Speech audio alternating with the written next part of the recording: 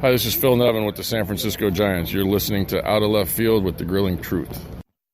Hey, everyone. Welcome back to Out of Left Field. Graham and Chris back here with you again.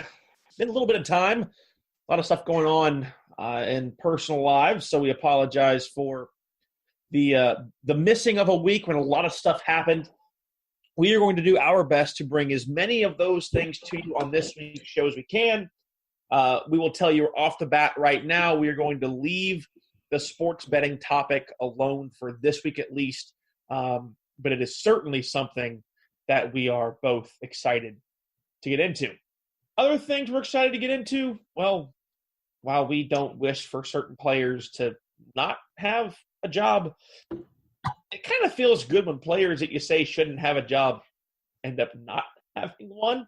So as we put the ball in play and make our way just north of where I am at to Hotlanta, and the Braves, after kind of much to my chagrin and I guess Chris's dismay, signed Joey Bats to a minor league contract to be their starting third baseman. He is now the starting third baseman for nobody. Well, should he be the starting first baseman or third baseman for anybody ever? I mean, I get that he played the position at one point in his storied career. Storied. But the biggest story of his career came about 2 years ago. Yeah. Almost exactly 2 years ago when he got punched in the mouth. How is Rougned Odor anyway? He's having a season about as good as Anthony Rizzo. Ouch. That's a painful thing to hear. But, you know, hopefully that right hand's strong. I take it back. And I apologize. I am sorry, Anthony Rizzo. Odor is hitting 177.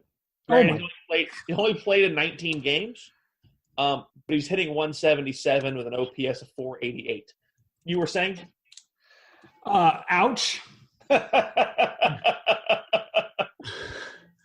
But, yeah, I mean, listen, this is a no-brainer. Jose Bautista shouldn't have been picked up by the Braves, shouldn't have been moved into the infield.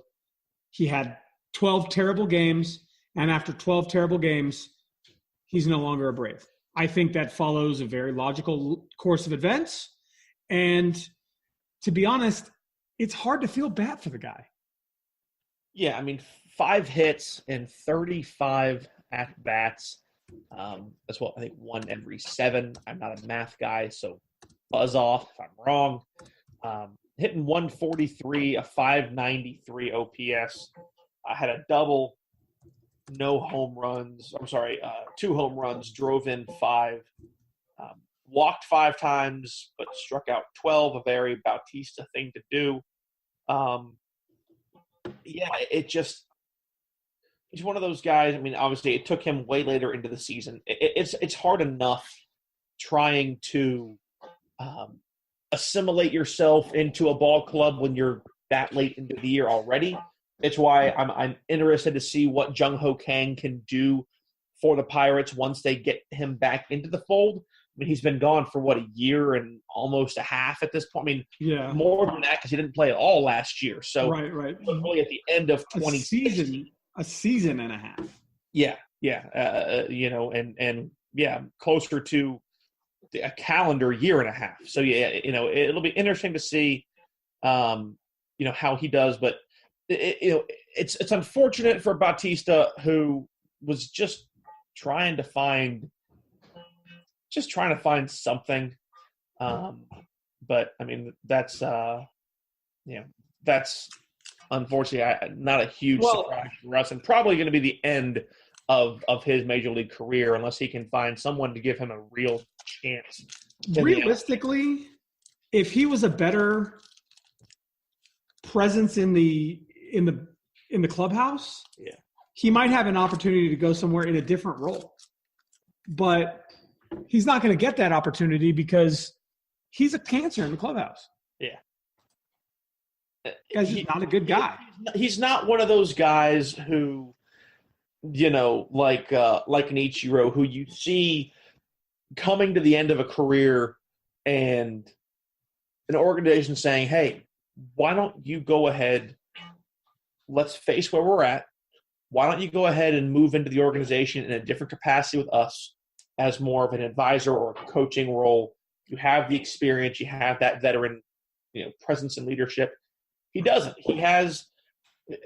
He is, I don't want to compare him. He is not apples to Yadier Molina, but he has that very kind of quick fuse, quick trigger that can send him off, and it directly affects his ability to play in certain scenarios. Right. And in that capacity, I see very, very big similarities between the two. The difference is Molina is still an effective catcher at the age that he is, and still one of the, I would still say probably top 5 catchers, maybe top 10 catchers in the game. That's absolutely. Topic for a different day. But Bautista is not top 5, top 10 in any positive statistic in the game in 2000. That's not true. That's not true. He absolutely is. He is strongest jaw? Actually, I was going to say he's probably one of the top 4 or 5 bat flippers in Major League Baseball. Now, granted, he hasn't had much of an opportunity to flip his bat lately. I was going to say, are you sure about that? But he knows how to do it pretty well. True. So, this was one of those weeks, or I guess last 2 weeks, that I think you and I sort of, kind of like you're doing right now that no one can see. We kind of just sat back, kicked our feet up, put our hands behind our head, and just kind of watched the baseball landscape as things that we have been saying for seemingly 2 years now, really almost right at 2 years. I actually on my Facebook, the Facebook history thing today. Today is actually the day that the post went out that you and I had been tapped by Mike Goodpaster to start Out of Left Field. So it's about a week or so from now that our first show come out. So what you're saying is that about 2 days ago, 2 years and 2 days ago, you called me and said, hey, I got a crazy question for you. Yeah, I said, we need to talk. And we hadn't talked in a while. And you're like, what do I do now? I said, I'm not sure yet. But yeah. So, we've been mentioning this. Our first show, I remember it vividly because it was pretty bad. It was the first one. Hey, what do you expect?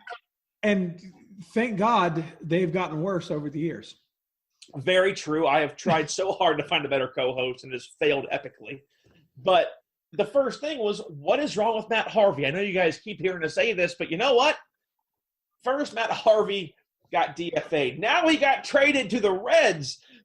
And now the Reds are still kind of saying in a kind of slight offhanded way, don't get totally comfortable here. You're here. Well, I mean, this isn't one of those like, hey, you want to buy a house and settle down? I don't think you're going to want to do that. That's probably not a good idea, Mr. Harvey. Maybe keep your home in New York because chances are he's probably not going to be there. I would be surprised if he continues to play the way he has in New York. I would be surprised if he has a job at the end of this year. I just can't. I can't imagine with the attitude that he has and the horrible, horrible season he's having been moved to the bullpen, then DFA'd, then traded. I just can't picture him coming back to 2015 form. And unless he does, I don't think that the Reds are going to hold on to him for very much longer. No, and the Reds are an interesting team overall, and we're going to discuss that here in just a minute. But this Reds team is a team that we expected to pretty much be the worst possible ball club that we were going to see in the majors this year. They started off 2-10 or whatever it was, 2-9. Got Brian Price fired, And right now, which we're going to discuss standings here in just a minute, yes, okay, they are on the bottom of their division, but they're 16-31. They're looking better, I think, than we thought. And while I'm not trying to over-exaggerate a 16-31 team, this team has a huge chip on their shoulder, which I don't totally understand why they have one, but it is a slap in the face of teams like the Dodgers, who, if I remember correctly, they swept in Los Angeles. Right. It's also the Harvey's first outing. He allowed 1 hit in 4 scoreless innings. Granted, his next game against the Giants, he almost blew a 4-0 lead. But it's one of those things that, man, this Reds team, is Harvey the kind of guy that you want there? I mean, the culture is oddly, I guess, kind of interesting. Well, I think I see what you're getting at. And I think maybe Harvey might be the kind of guy you want there because he's kind of perpetually angry. And right now, the Reds are playing .500 baseball on what seems like perpetual anger. Like they are fighting, struggling for an identity in this league right now. And, you know, I think this refusal to just roll over and be the, you know, single digit wins team that they were slated to be 2 weeks ago is sort of what's getting him through this. And I think Matt Harvey has a lot of that fire in him. He directs it wrong a lot of the time, I think. But if they could make Matt Harvey put that passion, that energy into something positive. That statement was the key to me right there, what you just said. He has the fire, but he directs it in the wrong spot. Right. If they can make him direct that anger, that fire that he has in a positive way, I think he's exactly the right guy. He can shore up that rotation probably. Now, don't expect too much out of his arm.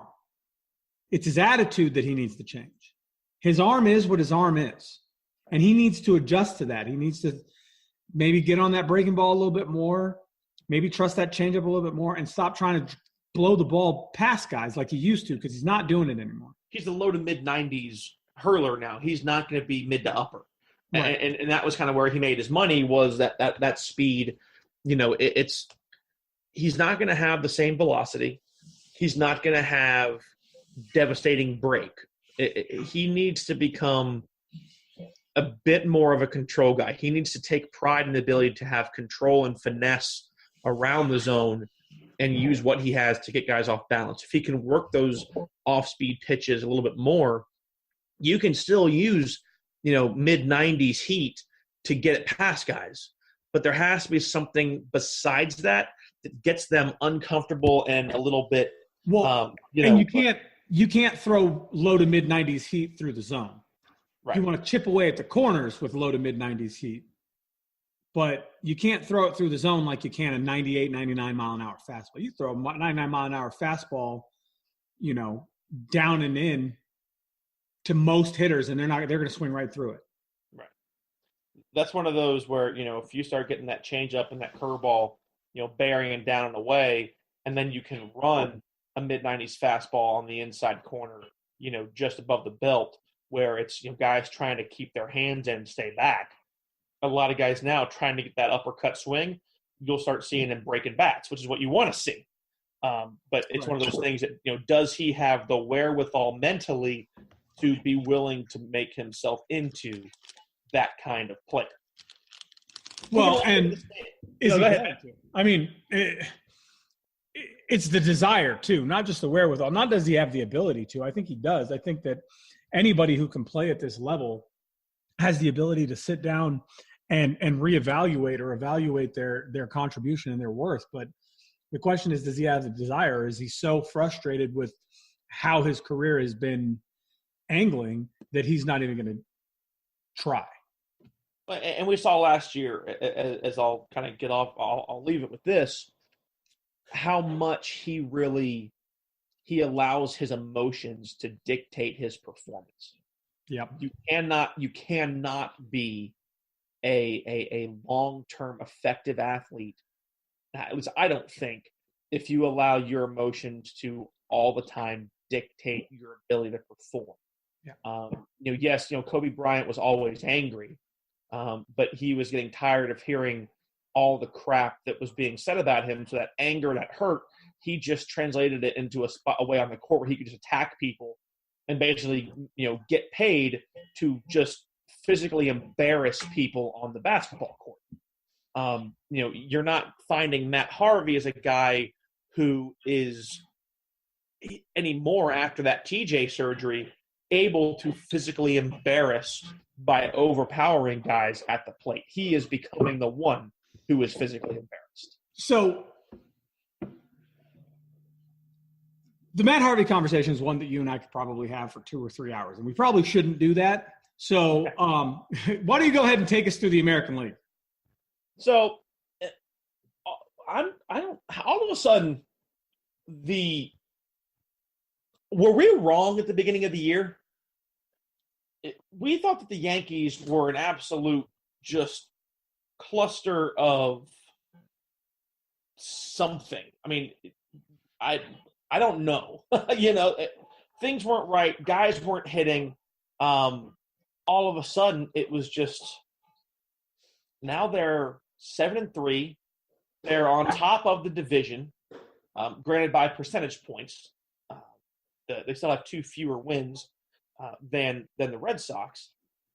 But all of a sudden, man, the American League East is exciting. Those top 2 teams are pretty exciting. Those top 2 teams are, but even so, the Rays are 500. I mean, neither of us saw that one coming. I want to say something about the Rays real quick, and I know we didn't discuss this beforehand, but something really interesting that's happened the last couple of days in your neck of the woods, relatively, is the Rays are trying something new in baseball. They're going away from the idea of a starting pitcher and having an opening pitcher as opposed to a closing pitcher. Now for the Sergio Romo start the game to an inning pitched. Right, 1 inning pitched, fanned the side, but pitched 1 inning, came out, and the starter goes in, pitches the 2nd inning. Now, I get that they don't want, they're playing the Angels. They don't want their starter to go into the 1st inning and face that 1-2-3 of the Angels and get blown up. So it seems to make sense, right? They're going to put their 3 best hitters in the 1-2-3 slot. So let's send a guy out there whose whole job is to get those 3 type hitters out. Right. And let's have him get those guys out and let our starter face start with the backside of their order. It doesn't make any sense, and yet when you think about it, it makes really good sense. Right. Do you think this becomes a trend? Is this going to be a new niche? Are we going to have openers? I don't think so, because the thing right now, and I haven't seen how long this has been happening, because I would be first time. Right. So I would be, if I'm Chris Archer. He's slated to do it again today, by the way. If I'm Chris Archer, I'm looking at Kevin Cash and saying, hell no, Skip. That ain't going to happen. Yeah, not me. I want to start. I think for the most part, guys are so used into the routine of what they're doing that it just, you walk onto a mound when it's fresh. You don't walk onto a mound that's been, kind of kicked and gotten ready, and hold up. Granted, if you're especially at home. Right. You're the home team starter. Hey, this is kind of funky. It's just so I don't know. Do I think it'll become a consistent thing? No. Do I think that right now they have a young enough team with some pieces in there that are not going to have any other chance other than to be willing to play around? Yes. And having a team like that had low expectations and doesn't have the personnel that are really going to necessitate this, big-time star treatment, I think gives Kevin Cash a little bit of flexibility to have some fun, try something new, and see if you manage to somehow find this little thing that makes your club better. I mean, at the end of the day, 22-22, it's not great. It's not what we expected, but they're also at this stage, at this moment, only 3.5 games out of the second wild card. So if it works, you still might somehow, some way, find the Rays in a wild card slot, which would absolutely just boggle my brain. Right. Blue Jays sitting below 500. The Orioles, one of the worst teams in the major leagues. Machado has to go. I'm surprised that the news has been this quiet about him being shopped. You know it's going to happen soon. There is no way he's going to stay. Buck Showalter is a fantastic manager, an old school guy. I don't know if he survives this year. They're a team that has been expected to be, a top echelon team, especially when the Yankees were still kind of an older club before this new generation took over. Of course, you had Trumbo, who hit, 50 or 60 homers a couple of years ago. Wieters was looking great that year before he went to Washington, which looks like he's going to be looking for a job soon because he has done nothing for the Nationals. They had a great rotation, and everything is just falling apart. And the Orioles have very much been sort of like the Pirates in the sense that it always seems that one piece is missing. I don't know if Showalter will still have a job. We'll come back to the Central in a minute because you and I both have no bleeping idea what the hell is happening in the American League Central. The AL West, sitting kind of where we thought. Surprisingly, the Mariners, who are obviously going to be a massive topic of discussion on this week's show, sit second right behind the Astros, who are 29-18. The Angels sitting third, 3-7 in their last 10, kind of surprising. I expect them to turn it around, especially with things that are happening now in Seattle. Dude, the A's might be in fourth place. They're in fourth place, 25-22. They are a young team who, if you weren't careful, if these teams trifle with them, the A's they may end up playing spoiler, but they're going to be a powerful spoiler. And the Rangers sit down at the bottom, just a shell of the team they should have been. It is out in the news now. The Rangers are willing to start looking at moving veterans, Cole Hamels being the primary guy. It is expected by some that Adrian Beltre would be willing to waive his no-trade clause in order to go to a contender. Think of any ball club looking for either a DH or a third baseman. I mean, does anybody want an Adrian Beltre at his age? He still has the bat, and you can put him in, and you can put him in there. Hey, man, the Braves could even be willing to make a move for him. They need a third baseman without, you have Camargo, I get that, but Bautista's gone. You wanted to try it. Do they make a move knowing that he doesn't have much longer left? Depends what the Rangers want back for him. The Central, man, how are the Indians on top? And, I mean, that team I don't understand this year. They're 9-13 on the road, but 13-9 at home. They're an even 500 ball club at 22-22. The Twinkies are finally back in second place, but that's because they're 19-23. Go down the roll to the Tigers, then the White Sox, then the Royals. The Royals 2-8 in their last 10. The White Sox 4-6 in their last 10. That American League Central, granted, we thought that was going to be maybe the fourth or fifth, strongest division out of the sixth. Right now, it is the weakest division in all of baseball. And the division that we thought was going to be the absolute weakest is by far right now the best division in baseball, and that is the National League East. Yeah, and it's been so much fun, actually, to really watch the National League East because you've got the Braves on top. They're sitting at 28-17, and I don't think anybody, neither you nor me nor really anyone else except, no one saw the Braves leading this division. I don't think anybody saw the Braves playing .600 baseball. They're 7-3 in their last 10. They're on an absolute tear. But right on their heels, nipping at their heels, 7-3 in their last 10 as well, are the Philadelphia Phillies, who we made some tongue-in-cheek sort of jokes about at the beginning of this season because their manager was trying to find every way possible to help them lose games.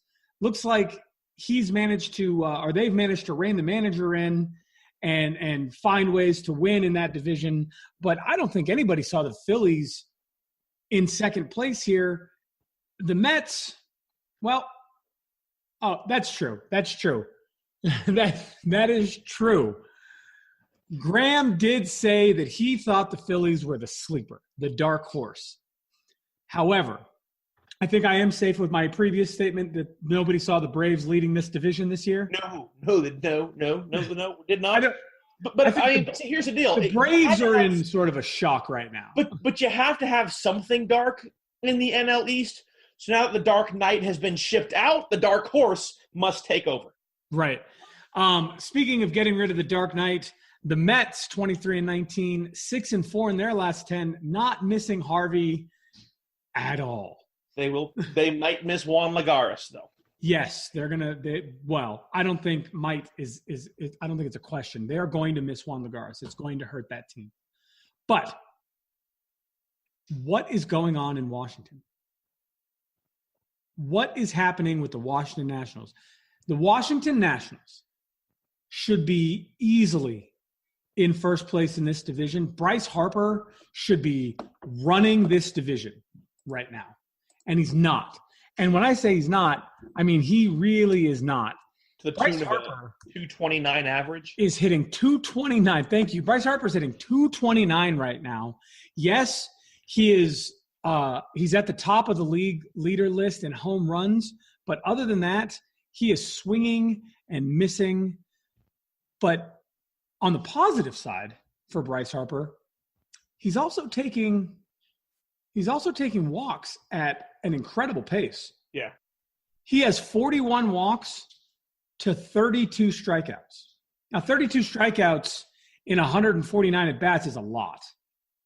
But it's not as bad as some of these guys we're going to talk about later. Right. But I don't know if he's getting more patient or people are trying to throw around him. But he's not getting anything, obviously, to really hit. Everything he does get to hit, he takes deep. But his other at-bats, as far as hitting singles and doubles, and he's just not getting the job done. The problem for that ball club is Daniel Murphy is still hurt. You don't have Jason Worth, who granted wasn't producing a ton, and Ryan Zimmerman is not having anything close to the possible MVP type season he had last year. So as we saw 2 years ago, he had the MVP season 3 years ago, then the year after was really kind of junky. He doesn't have anything there to make pitchers fearful. Maybe Rendon, but there isn't enough power in that lineup to force people to pitch to him. Precisely. Yes, sir. I have to say that we were probably wrong yet again. It looks like the Marlins are going to win 20 games this year. They're easily at the bottom of that division. A division who, other than the Marlins, are separated by 4 games. Yeah. 1 through 4. And it's a whole lot of fun to watch right now because all 4 of those teams are just killing it. I mean, it's like watching – the NL East is like watching the AL West or even the AL East. It's fun to watch. It is. There are teams just doing work in that division, and I like it. It's odd because last year we thought there might be a couple of teams that, it should at least be 2 teams in each division, yet last year was a runaway. This year, we thought it was going to be an absolute runaway except for 1 or 2 divisions, and it's the complete opposite because moving into the next division, you've got the top 4 teams separated by at most a 1.5 game and a half. Right? The Brewers sitting on top of that division by 3 wins by the virtue of having played 3 additional games than the Cubs and having won those 3 games.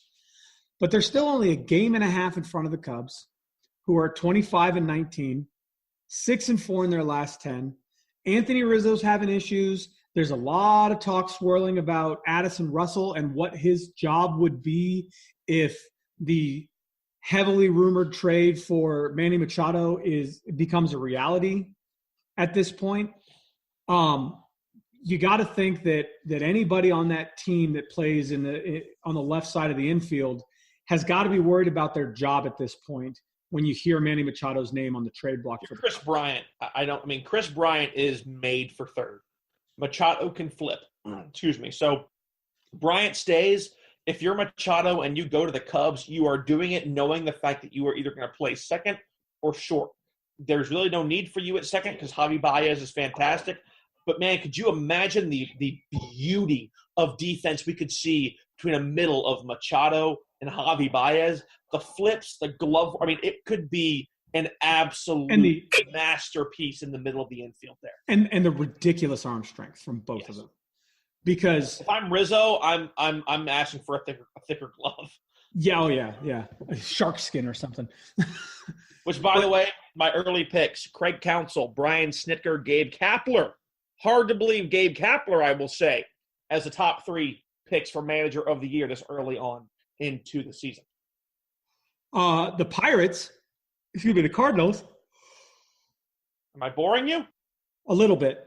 The Cardinals are keeping pace with the Cubbies, and so are the Pirates. And the Pirates are the team that we expected.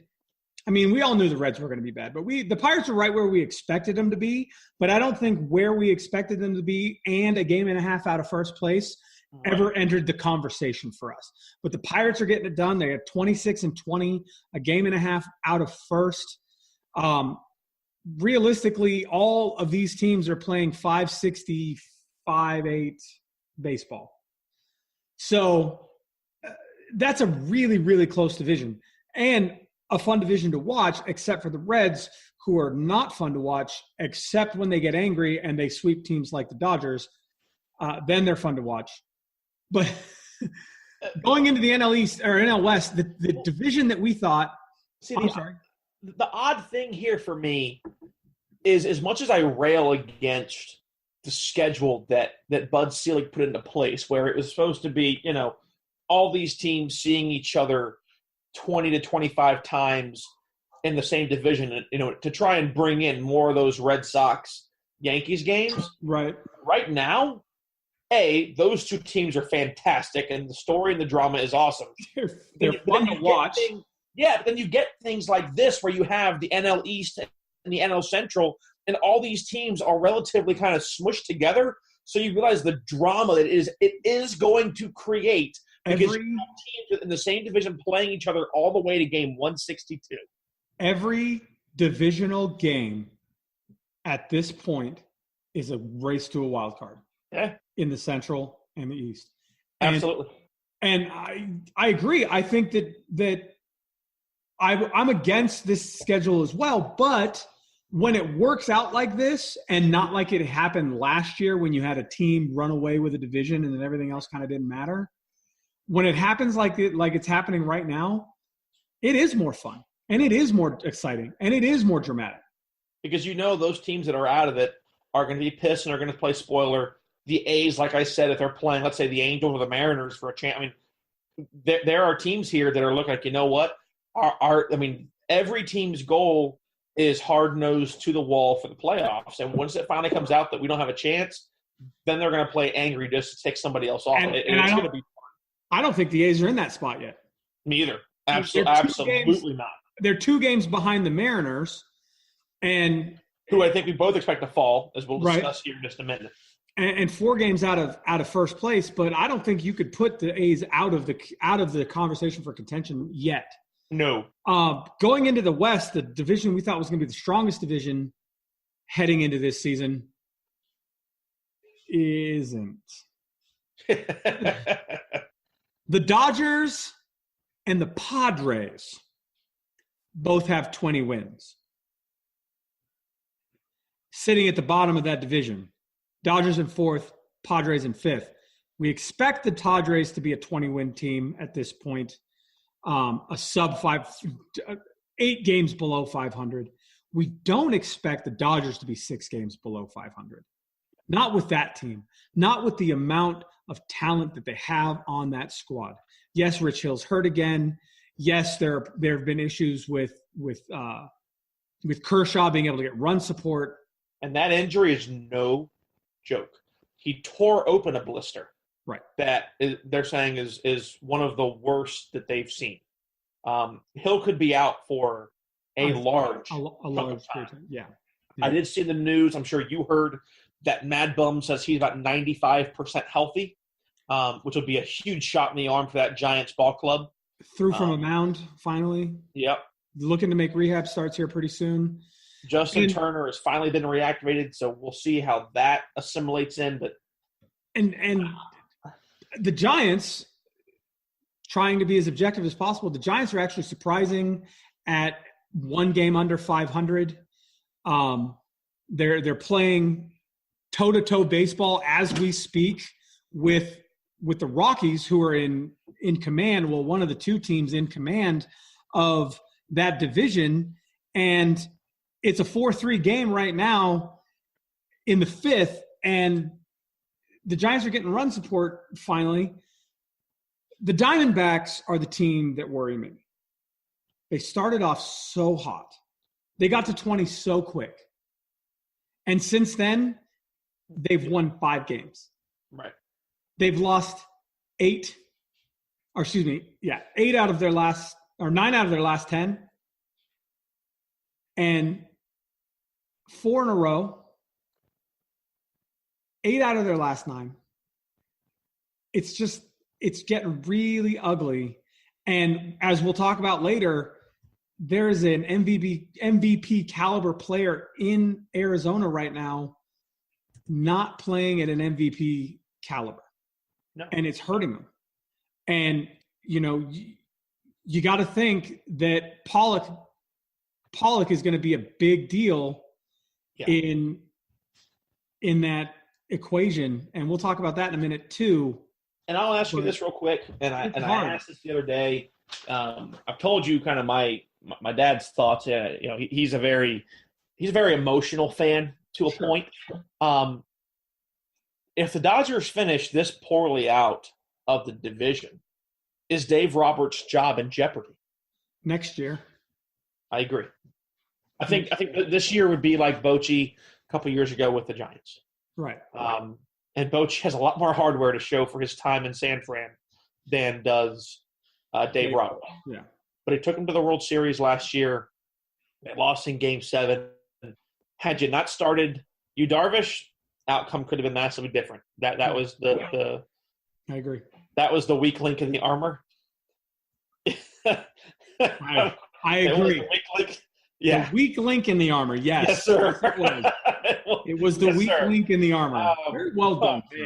But yeah, I think, and you made the point when I asked you that if the Dodgers sit at this point again next year, come All-Star break time, there may be a new manager at the helm when the break ends. Right. But yeah, I'm with you. I don't think this year would be the right year.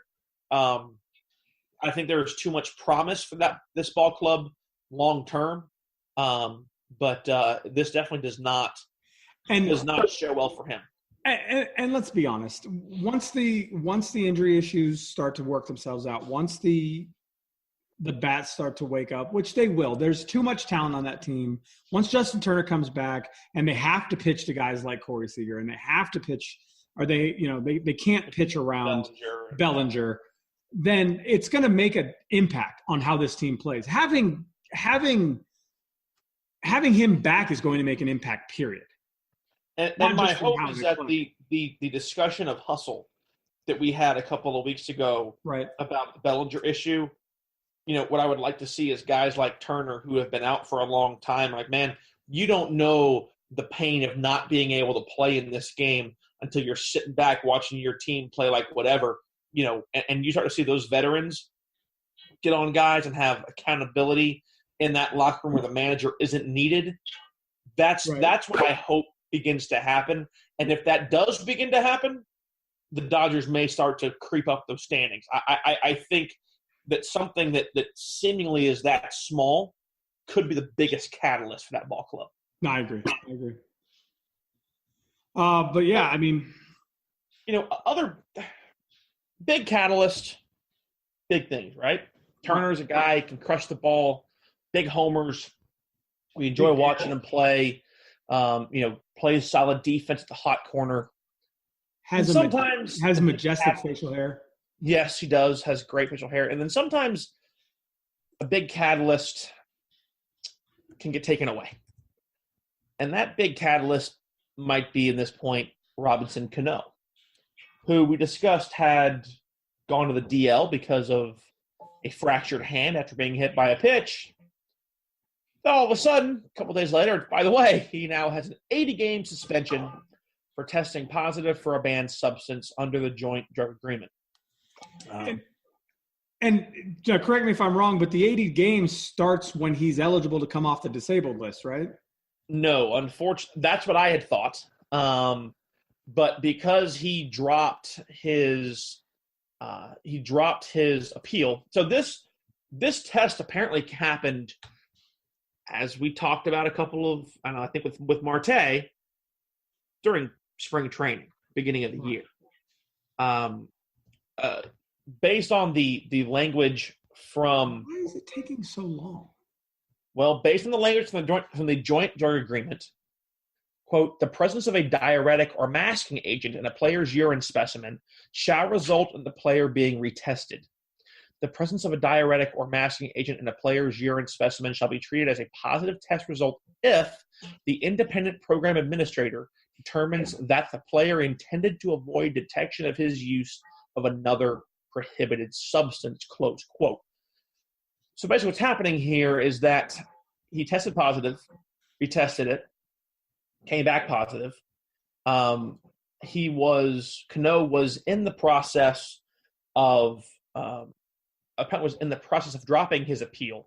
And by dropping his appeal, he can rehab his injury while serving out the suspension.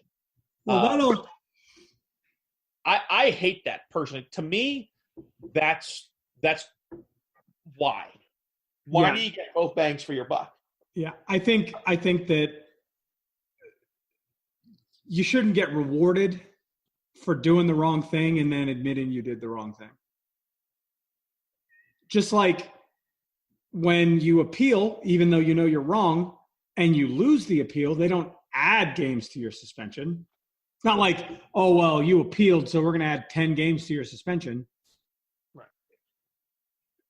If you do the wrong thing, but then you admit it, you should get a pat on the back for saying, hey, good job for admitting that you were wrong. But not a reduction in your time. Because that's what this really is. Because if he's out 6 to 8 weeks, right, that's 10, 15 games. So now he's really realistically only serving a 65-game suspension. Yeah, well, 6 to 8 weeks. I mean, I would say that's probably closer to 30 games, 30 or 40 games. Yeah, easily. Really, half his suspension is going to be based off of the injury. Halftime for good behavior. Is that what Robbie Cano's getting right now? Yeah. My thought would have been that because you can't have interaction with, at least I would have thought that you can't have interaction with the ball club, that you couldn't go through rehab and everything else. Apparently, that isn't the case. Like I said, I hate that. I really, really do. Now, Cano issued a statement through the MLBPA, which said, in part, quote, the substance was given to him by a licensed doctor in the Dominican Republic to treat a medical ailment, close quote. A source claimed to Mark Feinsand of MLB.com. Cano was receiving treatment for high blood pressure with PED tests before and after the test in question, coming back clean. So what was he treating him for? Was Robbie retaining water? So it's I don't know, man. This is weird. There is so much. This is to me a much grayer suspension than obviously you hear suspended for PED. Right. First thought is, okay, what's he taking? This is a much grayer suspension than what I think either of us originally expected it to be. The problem here is that I think it was much grayer than a lot of people expected it to be. Yeah. Problem here is that when someone that Robbie played with, an infield battery mate, comes out and says in no uncertain terms, duh. I'm not surprised. Yeah. That Quote that unquote, is, I'm not surprised. yeah, that's hard. Mark Teixeira, a former first baseman for the Braves, the Rangers, the Angels, and the Yankees, now working for ESPN, played 5 seasons in New York with Cano, came on the Michael Kay show on 98.7 FM ESPN New York on Thursday.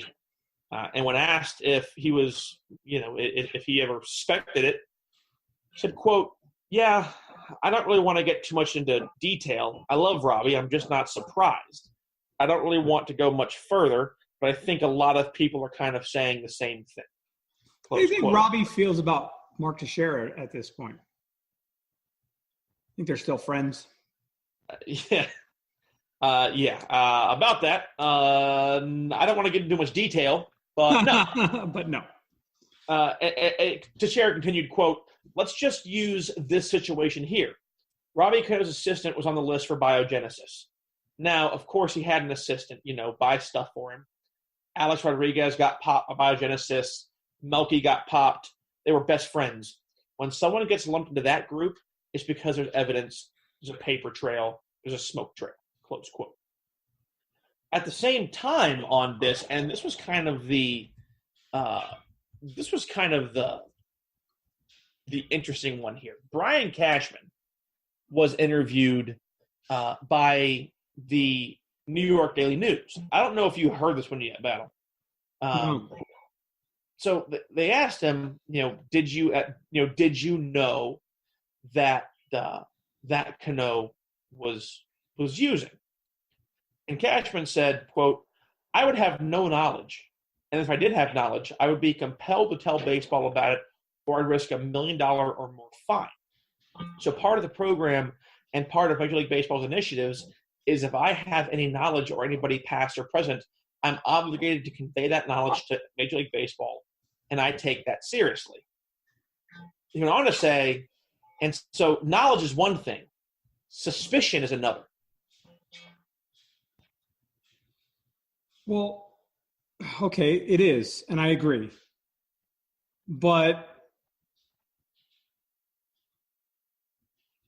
my question for Cashman is, do you suspect based on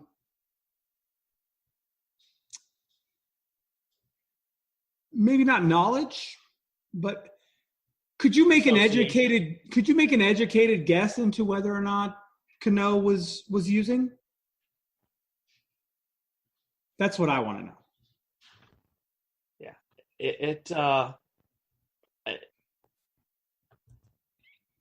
It was one of those, he kind of backed off saying, "I don't want to talk about it now. Cano had a great time here. He's now with the Mariners." But it makes you wonder if for what Cano was, if the offer that the Yankees gave him was one of those kind of acts of faith saying, "We're going to offer you a contract. We know you're not going to take it, but we can say we offered you. You can say you turned it down. We don't want to be part of this crap anymore." It's just one of those things that Cashman kind of worked himself into a hole. Teixeira goes along with it. And it's going to hurt a ball club that right now sits second place in the American League West. Now, the question becomes, what does Robbie Cano – how do you fill his shoes? Because you need to have somebody that, even if he comes back mid-August, he can't play in the postseason, so who's going to fill in for him? Right. The most logical choice right now is D. Gordon. Gordon traded over from the Marlins this year, was playing in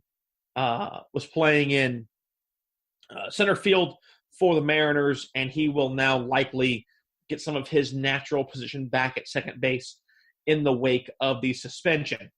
They've already explained it to Gordon. Gordon says he's, quote, all in and will play wherever the team asks of him. This whole thing is going to be it's a hard thing for a ball club like that who, as you have said, always seems to be on the bubble, of making a big move, but then seems content to not make it. And this is right after great news erupted out of Seattle, where we saw our third no-hitter in the third week in the third bleeping country. That's right.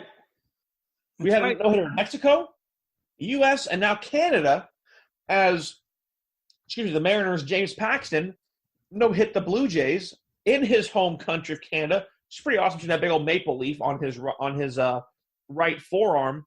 But, Kyle Seager, he's getting something. He's getting a watch. He's getting a car. He better be getting more than just dinner. That defensive play at that third, diving stop heading amazing. Diving at the line, diving towards the line, getting up, no look, off balance throw on a one hopper to the first baseman. And that's the part. I'm just going to throw it. And I'm just going to fling it on the money. Yeah, we both had hopes this was going to be the big, the big news out of Seattle. It's funny how last year we saw so few no-hitters. This year, as launch angle becomes a bigger proponent, we're seeing 3. It's a short amount of time. Funny enough, Robbie Cano happens to break his hand and then get popped for this, and Paxton's story is just all of a sudden kind of gone into the abyss. Funny enough, up until 1 minute ago, the Mariners themselves were actually getting no hit into the 7th by Francisco Liriano. Really? Yeah, but Mitch Haniger broke it up with a 1-out single in the 7th inning. Oh man. So, not to make light of Paxton's no-hitter, but it's one of those things that, it was the cleanest one we have seen. It was a fantastic game. It was awesome to see it happen for him in his home country. And that guy was throwing heat. Yes. Yeah. He came in at Josh Donaldson. He didn't care. He was challenging guys all the way through it. You knew he was confident. It was awesome. The last thing you want, I think, as a pitcher, especially when you're playing the Blue Jays, is to get into a situation where you can finish a no-hitter, you're 1 out away, and Josh Donaldson is walking into the batter's box. Yeah, I've watched him drive a golf ball about 345 yards. And he can hit. And Paxton came in at him 3 consecutive times at 98, 99, and 100 miles an hour. Yeah. He challenged it. He put it right where Josh Donaldson could hit it too. Oh, yeah. And right in on the hands, in the strike zone, right through the zone, just high country hardball. And he froze him. He didn't freeze him. Josh Donaldson whiffed, but he couldn't catch up to it. Into the game. Yeah, it was awesome to watch. It was awesome to see. It's those moments, and I still haven't asked as a Josh Beckett, which one day I will, but because you see some guys that they want to. I think it was Lincecum was palling around and goofing off during his no hitter, and everybody else is like, "Dude, get the hell away from me!" Like, I don't want to be the guy. I'm just he just. Yeah. It's at some point you would think that kind of leaving the guys alone almost is more stressful because you want the interaction. Right. But awesome for him. You can talk to me, just don't talk about it. Yeah, right. So you mentioned this, man, and we'll get ready to close out the show here. There have been some bats that have been silent. Yeah. Silent to the point where what the heck is going on? Well, AJ Pollock broke his thumb, and that's huge for the Diamondbacks. Massively uncomfortable. That thing rolled, and he rolled over, and I was just going, "Ow!" But this is huge for the Diamondbacks because with Pollock gone, unfortunately, and we don't say this much, but Pollock is their hitter right now, and Paul Goldschmidt is hitting 204 with 60 strikeouts. Yesterday, being Saturday, May the 19th, Paul Goldschmidt finally snapped his home run drought that had lasted since April 15th. He had 18 consecutive strikeouts. Guy struck out 60 times and walked 27 so far this year. Those are Stanton-esque proportions. Yeah. But he only has 13 runs driven in, 8 doubles, 5 home runs. Granted, a pair of triples in there too. But, 33 hits in 162 at-bats. I don't know, man. I mean, there is no answer for this. And the problem is that's bad for the Diamondbacks. Oh, it yeah. really is, because when Goldschmidt's not hitting, I've always said that as Goldie goes, so go the Diamondbacks. Sure. Because he's that kind of player, and it's bad for him. But he's not the only first baseman struggling right now. No. You go to Chi-Town, and Anthony Rizzo, guy who's finished top 15 in the MVP voting last year, top 5 in the MVP voting the year prior in their March to October through October, is now hitting 203. He himself has struck out 23 times, has walked 12. And he's got 6 jacks. 2 doubles, no triples. Now, he does have 29 ribs. So the little bit of hitting that he's doing is coming at times when he needs it. And that's good. But you can't sustain a 203 batting average or a 300 on base. It just doesn't work. The guy has an OPS of 662. So trouble in Arizona, trouble in Chicago, and a little bit of a trend, right? We've discussed Harper's bat. And the trouble in Chicago is magnified. Right. The trouble in Chicago is magnified because that pitching staff is also struggling. And that Cubbies team is doing nothing remotely close to what we've expected from them on what we thought would be a perennial basis. Right. But it's not just Chicago. It's not just Arizona. We talked about Bryce Harper's cold.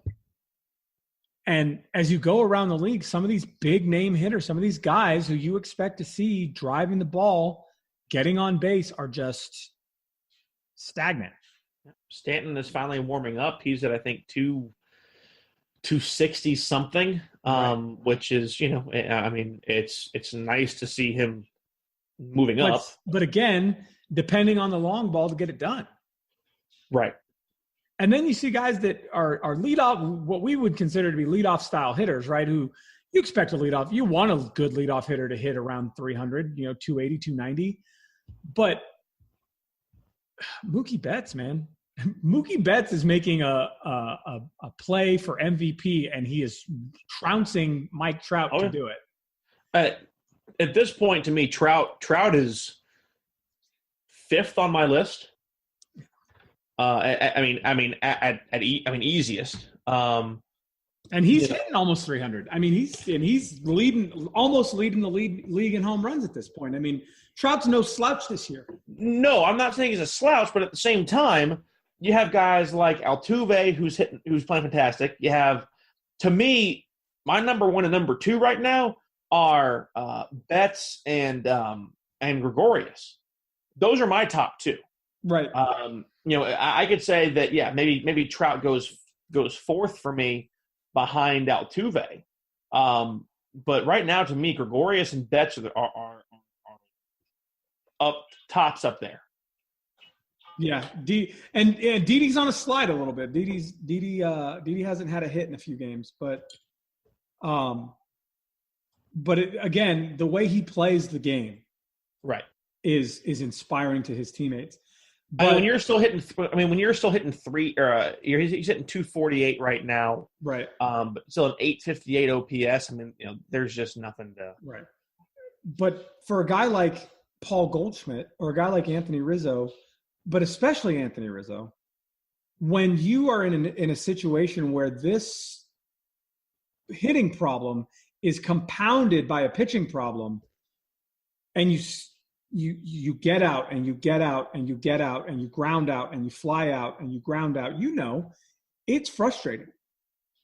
I do know from my time in the big leagues on MLB The Show. I know exactly what you mean. I forgot. You're not. I can tell you as a player that it's frustrating and it starts to wear on you, and it stops being about doing what's best for the team and it starts being about breaking the slump, and that makes it worse. And it does. When you're swinging and swinging and swinging for the fences, or even just trying to get a hit, you can't think and hit at the same time. You have to do the two things independently of each other. And when you're hitting this poorly, your brain is constantly running in the batter's box. See, that makes so much more. That explains so much to me, is that you have held on to your baseball mentality. So you're always trying to hit. It's why you're never actually thinking, I'm going to do the show. That helps me understand how to better thank you for that. Which, by the way, everybody, in case you didn't know, Chris has made the decision to cut the hair. So there shall be no more monthly hair updates. The final update is he failed the bet. Before we go, because we are still getting into the habit of doing this, top 5, bottom 3, our shameless steal from every other sports show of all time. Granted, as we said, these are the top 5 teams the last 2 weeks, and then coming up here in the next week and a half, along with Tim Farmer of View from the Mezzanine, we will go ahead and put out our power rankings 1 through 30. My top 5: Yankees, Red Sox, Phillies, Astros, Braves. My bottom 3: the Dodgers, the Rangers, and the Royals. I like those choices for the most part. Yankees, I have Yankees, Phillies, Red Sox, Astros, Braves. And in the bottom, I have the Angels, the Dodgers, and the Rangers. Okay. Angels have been down a little bit. I don't have a problem flipping the Phillies and the Red Sox. Honestly, part of me still doesn't fully believe the Phillies, so I had a hard time making them my number 2. It was more one of those things I was like, yeah, no. But I got no problem with your top 5 there. I think the Royals and the Angels are an easy, you can flip those.